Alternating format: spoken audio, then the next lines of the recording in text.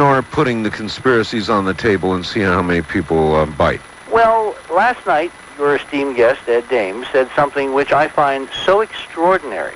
Well, when you got on, he was just astonishing. When he got on, it seems like when you got on with him, he was just steamed, not esteemed. Okay, well, let me quote something that he said. Not a happy camper.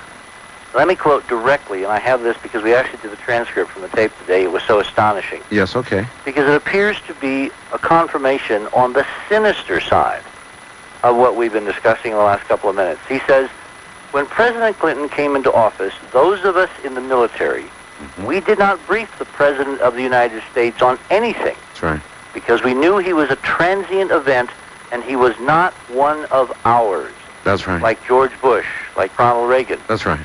That happens, Ed said, to be the truth. And we kept him in the dark on a lot of things because he was a loose cannon.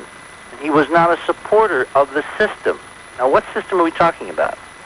Is this the constitutional system that you and I and everybody else thinks they've elected? Well, he goes on to say he didn't know what to ask, so we didn't tell him. Mm-hmm. Okay. We are using we in a general sense. Is that right or wrong? Probably wrong, but it also happens to be fact. Yeah, well, all right. Now, here is someone who is as deeply in the system as anybody that you can get, that you probably had on the show, maybe excepting that general who wouldn't use his name. Okay. And the fact that he says he had an office in every intelligence agency in Washington. This is a man who's a major. What is he doing with an office in every intelligence agency in Washington? I don't know. Majors do things. So do colonels. Look at North. Then he said that anyone who would talk to me from the NSA would already be behind bars. That's correct. Well, we're going to bring on a guest shortly who has already faced that problem and literally beat the system, was for 21 days behind bars, and for some extraordinary reason is walking around a free man tonight, able to speak the truth and the constitutional truth that I referred to last night. His name is Vance Davis. Vance Davis. That rings a bell. I met him several years ago in a little town where I was speaking. I actually forget what the town was, but he came up to me, sought me out at the earlier part of our investigation. It was about the halfway point. Mm-hmm. And he said he had something he wanted to tell me because he knew that I lived outside New York City. Mm-hmm. He said, in the next year or so, there will be a major event in New York, either a gas explosion or perhaps a terrorist attack. All right, I want to be clear now about who you say Vance Davis is, and we'll do that by asking Vance Davis in a moment, but you say he is a former NSA employee. Is that accurate? That is accurate. All right.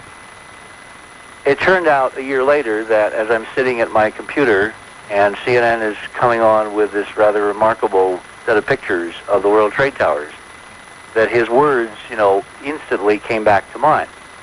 Because the event, the major explosion in New York City that he had tipped me to, in fact, had come to pass. Well, at that point, I got very intrigued with Davis and his associates, and there were other members of this cadre that he will refer to. And it was one of those things where I didn't know where to track him down. I didn't know, I just put it on the map as, okay, this is interesting. Someone told me something so off the wall, and it came true. When I came out to New Mexico... Did you know he was NSA then? Yes. Oh, yes, he was quite open and up front. Okay. In fact, he identified himself as part of this group, which you will, I'll obviously ask him about. My next contact was quite surprising. Last year, as you know, we transitioned from New York out here to Placitas. You bet. This gorgeous mountaintop, 7,000 feet, where the wind is blowing about 50 miles an hour tonight. We were caught between two cyclonic events, a would-be hurricane called Earl in the Gulf of Mexico, and ironically enough, a friend of mine called me a few minutes ago and said there is a cyclone. The ones in the Pacific are called cyclones. Typhoons, actually. Cyclones. Huh? Typhoons. Typhoons, that's right. Cyclones are big lows. Coming up the west coast, about to touch land, called ISIS. All right?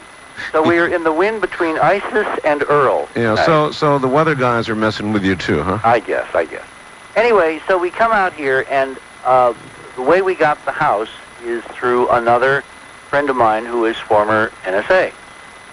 And he happens to know, and in fact is entertaining, the afternoon we look at this house, Vance Davis, who at that point sits down and proceeds to tell me the extraordinary story of his military service, his transfer from the Army to the NSA, his posting in Europe, and all the events that wound up with them being headline news for several weeks on CNN. And it turned out today, when I talked to him, that our mutual, associate, Ed Dames, plays an interesting and pivotal role in this story, which I did not know about until this afternoon. Boy, the plot thickens. Anyway, when we were putting together the Phoenix event last year, I asked Vance to put together some of the history based on his sourcing and on his ability to basically do good, honest, analytical research.